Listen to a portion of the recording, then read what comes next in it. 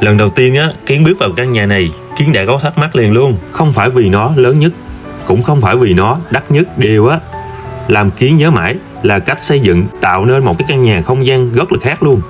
Buổi sáng á, mở cửa là thấy ánh nắng đi qua khu vườn, còn buổi chiều á, chỉ cần ngồi ở hiên nhà uống một ly cà phê và cảm giác mình á như là đang nghỉ dưỡng luôn nè.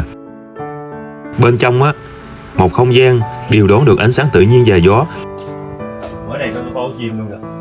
Không cần quá nhiều đồ nội thất cầu kỳ, nhưng bước vào á là thấy được sự ấm áp và dễ chịu. Có lẽ nè, vì vậy á mà căn villa này luôn được mọi người nhắc đến như là một sự khác biệt trong khu dân cư luôn. Kiên vẫn nghĩ một căn nhà khác biệt luôn nằm ở việc xây dựng lớn hay trang trí thật đắt tiền. Nhưng á, sự khác biệt là khi mỗi lần trở về, mình cảm thấy á, bình yên hơn lúc bước ra ngoài.